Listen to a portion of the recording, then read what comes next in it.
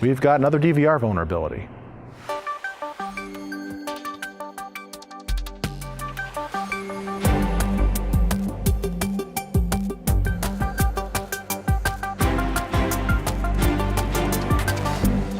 Hey Matt, I hear we've had more fun with DVRs? It's always more fun to be had with DVRs. It just seems like an endless fountain of interesting bugs.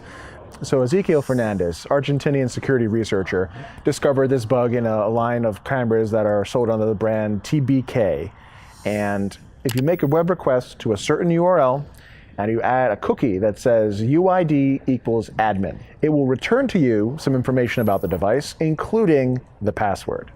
Once you have an administrative password to manage a device, you might be able to change settings like maybe where a camera is pointing. Depending on the model of the DVR, maybe you can stop recordings or start recordings or delete recordings. So he published this bug earlier. It has a CVE number associated with it. Turns out they're selling the same exact hardware with the same exact code under a different brand name. So there are even more of these devices out there. Lovely. And he's released his tool, which is called Get DVR Credentials. I believe that's, it's a pretty obvious name. And it makes it much easier for someone to just go ahead and query these things for their passwords. As far as we know, there's no current exploitation of this bug. But given how simple it is, I would not expect to wait very long for this to start appearing in the wild. If you use any sort of web-enabled camera systems for DVR, this would be a good opportunity to research and find out if your brand is affected. Is this is an administrative interface, the kind of thing that should never be on the internet anyway? It's sort of like if I look at the URL for it, it seems like something that's an administrative interface.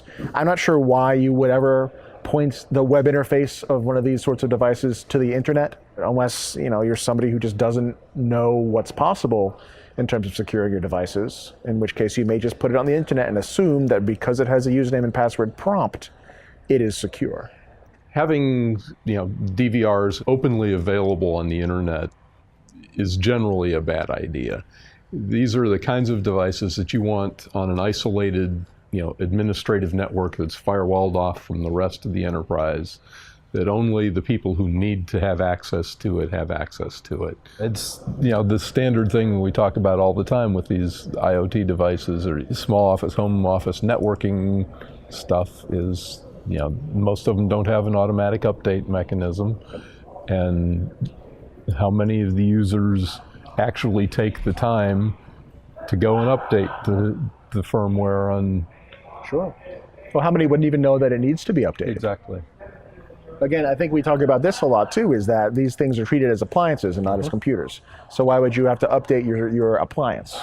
Well, because it's a computer, just like many of the other appliances in your house are slowly becoming. Right.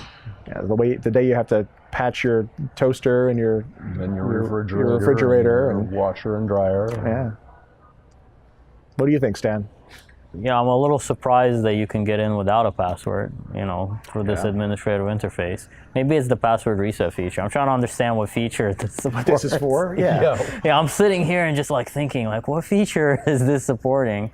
Why would you expose the password like that? But looking at the specific URL, it's passing in a command called list, which to me sounds like it might be some sort of configuration display function, which I think we've seen a lot in devices where it's like, so what's the config of the device?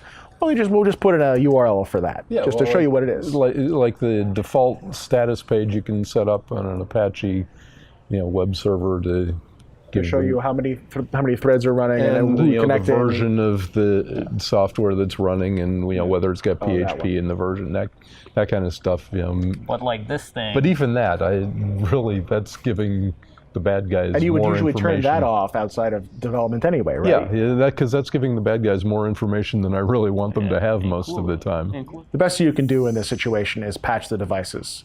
Obviously, the vulnerability gives far too much control to an arbitrary attacker, and accessing the functionality that allows you to use the bug doesn't even require you to log in as a regular user. So patching is a great option.